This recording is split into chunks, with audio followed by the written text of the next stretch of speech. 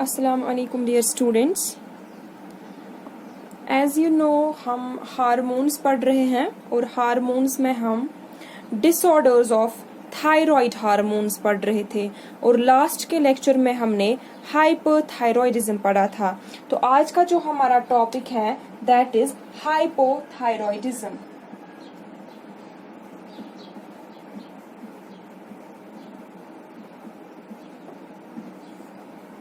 Hypothyroidism. Hypo means not enough.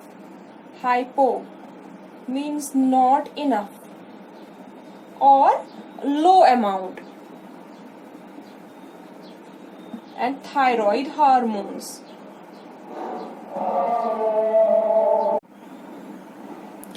So hypothyroidism क्या है? अब ये एक ऐसी कंडीशन है जिसमें thyroid gland enough thyroid hormone produce नहीं करता है। It's opposite of hyperthyroidism.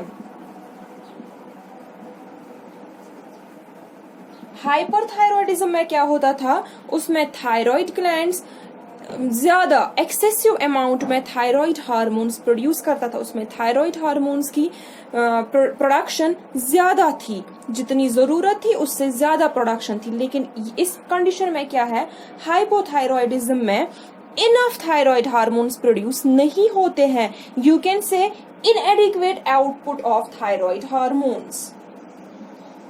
इसमें इनएडिक्वेट आउटपुट होता है थायराइड हार्मोन्स का by thyroid gland, या you can say deficiency of thyroid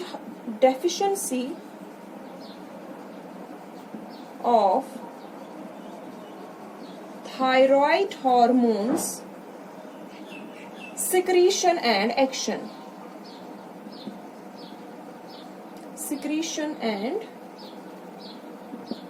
action.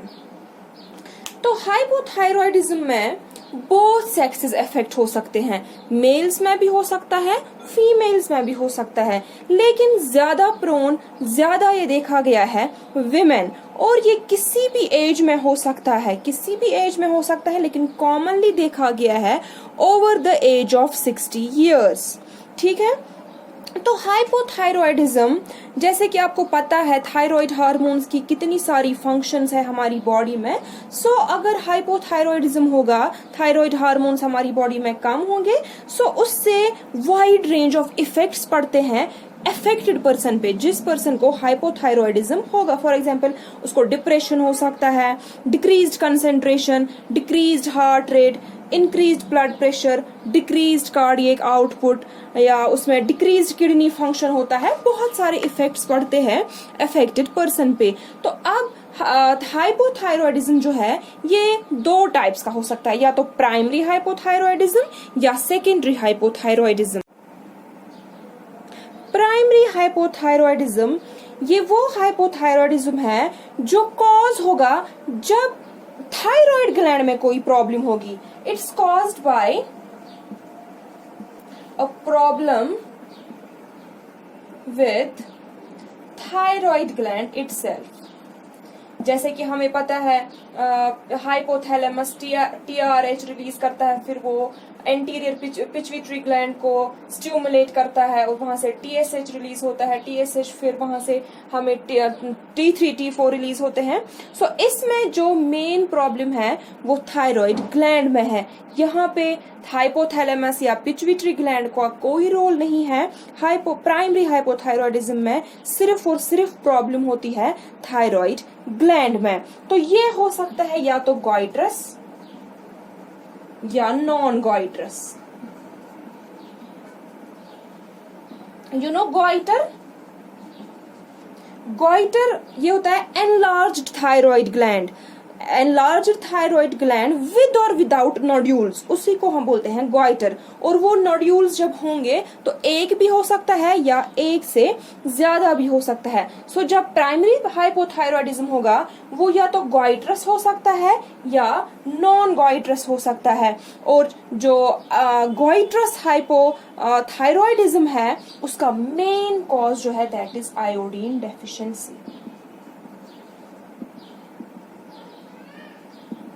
As you know कि आयोडीन एसेंशियल है for the formation of thyroid hormones, so whenever there is iodine deficiency उससे hypothyroidism हो सकता है। Now secondary hypothyroidism. Secondary hypothyroidism तब होगा जब disease या तो हाइपोथैलेमिक होगी या पिट्यूटरी डिजीज होगी, यानी कि डिजीज या तो हाइपोथैलेमस है या पिट्यूटरी ग्लैंड में है, उस वजह से या तो टीएसएच प्रोड्यूस नहीं हो रहा है या टीआरएच टीएसएच उनमें कोई प्रॉब्लम है। सो प्राइमरी में हमने देखा कि प्रॉब्लम थायराइड ग्लैंड में होती है और सेकेंडरी हाइपोथायरॉयडिज्म में प्रॉब्लम होती है या तो हाइपोथैलेमस में या पिट्यूटरी ग्लैंड में। सो हाइपोथायरॉयडिज्म का जो मेन कॉज है that is an auto immune disease जिसको हैशिमोटोज डिजीज कहते हैं।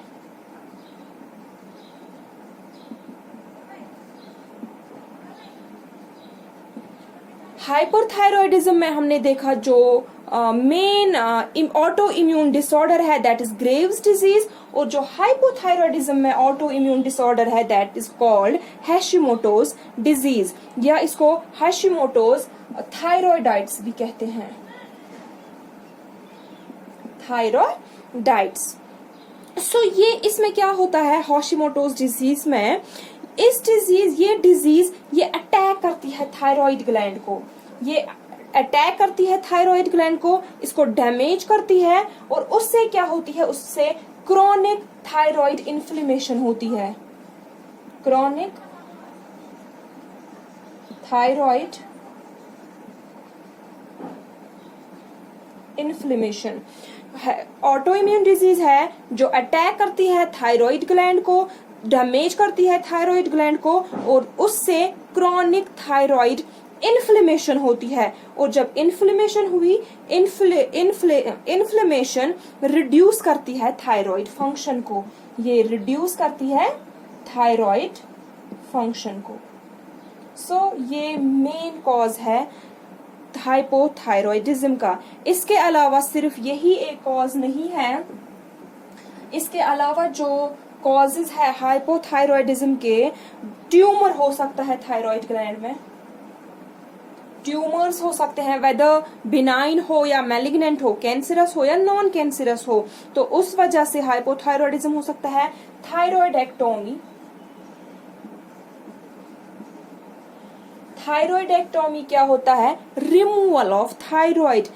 थायराइड के जब थायराइड रिमूव करते हैं, वो रिमूव क्यों करते हैं, या तो उसमें या तो हम हाइपरथायरॉयडिज्म ट्रीट करने के लिए, जब हाइपरथायरॉयडिज्म ट्रीट नहीं होता है किसी भी मेडिकेशन से तो फिर थायराइड ग्लैंड रिमूव करना पड़ता है, तो उस वजह से फिर हाइपोथायरॉयडिज्म हो सकता है। या अगर थायराइड में कैंसर होगा उसकी वजह से भी थायराइड रिमूव करना पड़ता है, जिस वजह से फिर हाइपोथायरॉयडिज्म हो सकता है। या एंटी थायराइड मेडिकेशन अगर लेते हैं, एंटी थायराइड मेडिकेशन यानी कि हाइपरथायरॉयडिज्म है उसके लिए कोई मेडिकेशंस लेते हैं, उस वजह से भी हाइपोथायरॉयडिज्म हो सकता है। या इन्फिल्ट्रेटिव डिस्ट्रक्शन हो सकती है थायराइड की टिश्यूज की। So these are some important causes of hypothyroidism. Now we will see what are the symptoms. Symptoms क्या है हाइपोथायरॉयडिज्म के? सिम्टम्स वैरी हो सकते हैं फ्रॉम पर्सन टू पर्सन। इसमें बीएमआर जो है, बेसल मेटाबॉलिक रेट जो है, दैट गोज डाउन। आप इसके सिम्टम्स एक ऐसे याद रखेंगे, मॉम्स टायर्ड, मॉम्स टायर्ड। अब ऐसे एक टिटबिट याद रखेंगे सिम्टम्स याद रखने के लिए। M is memory loss, this is goiter, this is menorrhagia, that means heavy menstrual bleeding, this is skin dryness, tiredness, intolerance to cold, restlessness,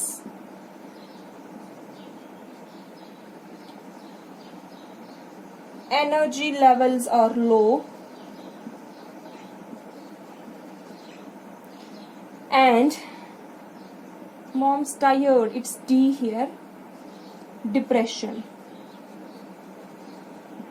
These are some common symptoms of hypothyroidism. इसके अलावा weight gain हो सकता है, weight gain, fatigue, muscle stiffness,